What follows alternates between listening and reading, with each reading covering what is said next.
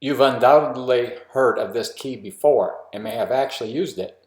What I can tell you is that it is largely underestimated, misunderstood, or misused. I believe that I can, in just a few minutes, get you pointed in the right direction to take advantage of one of the most powerful, if not the most powerful tool or key in a leader's toolbox. The man on the moon happened relatively quickly and with relative ease because of this key or tool. What was it?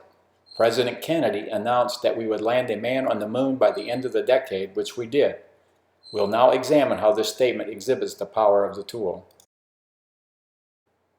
First, let's consider why this statement might be underestimated. How could a statement this simple affect such a huge accomplishment? Another problem is that there is no readily discernible connection between this statement and the outcome. And finally, to depend on this statement to motivate an organization seems to be placing too much faith in the people who make it up. Did President Kennedy really know what he was doing when he made this statement? Maybe not, and maybe yes. But in retrospect, what really matters is how well it worked. I'm sure you've heard of the power of paradigms, which says basically that your paradigms can actually blind you to new paradigms. A paradigm is a belief system, or what we believe about the world we live in, factual or not.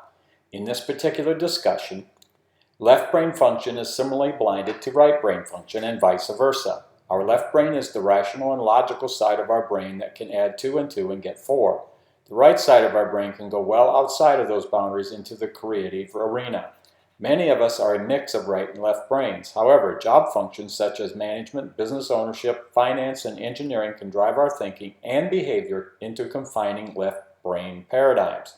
The right brain function is a connect the dots and intuitive kind of thinking that relationships depend on.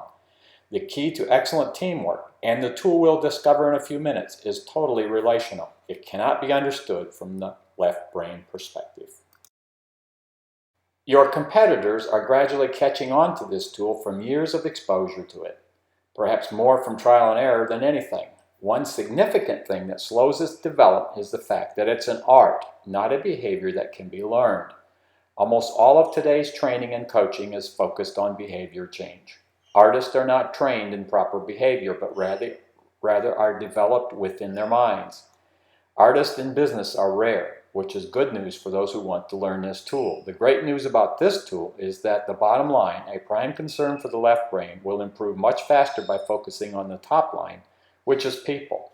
This happens because this tool unlocks the most powerful and universal motivation known to man, and that is the need to be great and to be a part of something great.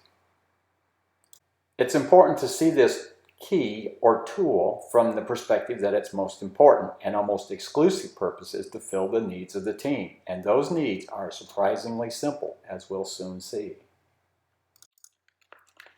I was trained as a trainer for team skills and SPI, the precursor to Lean and Six Sigma, by my employer, a leading petrochemical company. We were very successful in transforming 2 sizable manufacturing plants by training about 1,000 employees. However, the manufacturing business environment became increasingly difficult as I took on progressively more challenging assignments in different organizations. The training I felt was so important simply was not practical given the time and cost constraints that were rapidly tightening. That drove me, as the primary leader in most of these assignments, to try to isolate and implement the most important elements of this training. That's when, by trial and error, I discovered that one simple tool did at least 90% of the work. This commonly misunderstood, underestimated, and misused key or tool is vision. Yes, vision. Vision is so simple in concept, yet so challenging in casting it until you master the art. Crises have a wonderful way of distilling out what's really important. If you have one, then consider yourself lucky that you don't have to create one. But make sure you do the right things to rally the organization to respond in a positive fashion. There's a lot of confusion about the definition and function of these 3 levels of focus within an organization. Vision works best when it's geared to motivating the team. Mission works best when it's presented as a realistic picture, a strategy, or a roadmap of where the organization is headed. Goals have to meet the SMART criteria of specific, measurable, achievable, realistic, and time-based. These three simple concepts provide a team with 90% of the direction and leadership they need. Dr. Theodore Hesburgh had this to say about leadership.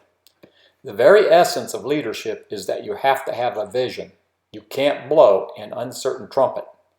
This simple statement not only accurately identifies the tool, but also explains how he transformed Notre Dame into the powerhouse it is today. Jack Welch of GE went further by saying, good business leaders create a vision, articulate the vision, passionately own the vision, and relentlessly drive it to completion. Connecting with the team is critical for leaders. They have to believe in their team before the team proves themselves. The leader has to hold them to high standards and expectations by coaching and encouraging them. The leader needs to provide a meeting structure designed to inspire, engage, and recognize the team and its members. These concepts are very simple, but they depend on very problematic human communications. To counteract these problems, simplify the message and reduce the need for complex communications, and then continuously communicate without fear of over-communication. This approach is sufficient to communicate vision, engagement, and recognition in developing a high-performing team. We tend to get more of what we focus on. A focus on problems discovers more problems. A focus on vision discovers more opportunities. We know from vast experience that training has exciting short-term results, but fades away in the long run. However, training that is focused on the why instead of the how tends to be far longer lasting. In other words, to focus on art rather than behavior change. Teams can read your mind no matter how guarded you are. What you choose to believe about them will ultimately be communicated to them, and they will work hard to live up to what you believe. I have personally led loser teams to world-class performance. The most powerful and universal motivator is the need to be great and to be a part of something great, even in those we would least suspect. And even in crisis situations, teams find it much more exciting and rewarding to win than to simply survive. The essential enabler of this level of motivation is a leader that believes in them. Let's communicate in the left brain paradigm for a minute. The quality of an idea times the acceptance or understanding of an idea is equal to the results. Rating Q and A on a 1 to 10 scale and then doing the math shows that team members' ideas are best. Throw in the reduction in complex communications and the determination to make their own ideas work, and you have a recipe for success. Team members will follow the rules and will go above and beyond to make their ideas work. Communicating ideas about improving a person's job typically leads to misunderstandings and modifications by others, which frequently leads to diminished effectiveness and ownership. When implementing their own ideas as individuals or team leaders, team members are acutely motivated by peer pressure to ensure their ideas work. Bosses can't bring as much pressure to bear as peers.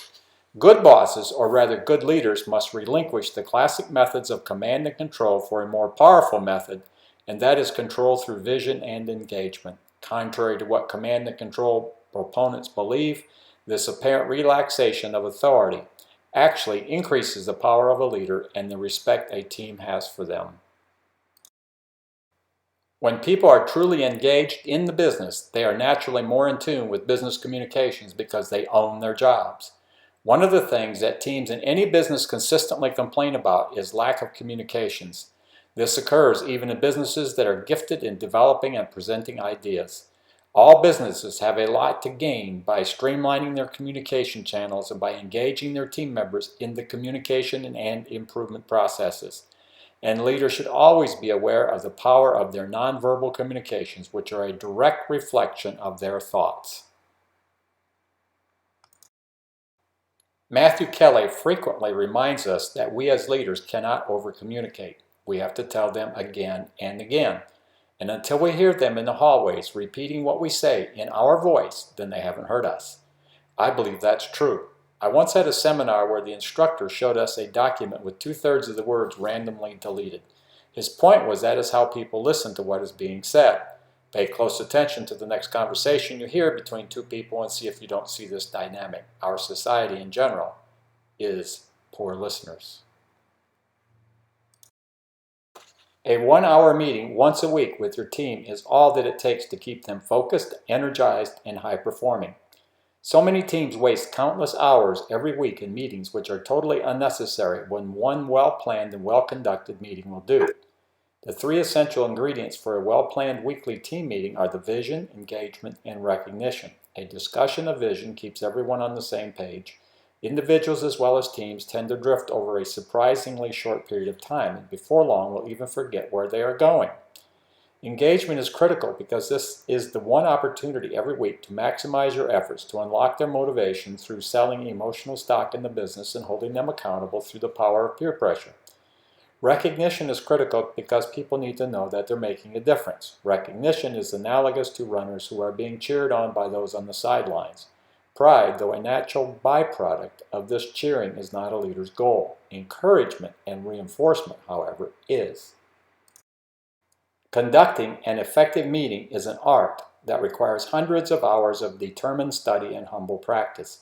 Those willing to make the sacrifice will experience team performances that will routinely excite them and the team. Why doesn't every team leader want this kind of experience? These are questions that are designed to help you internalize what we talked about here today. These questions are: what specific problems are you having?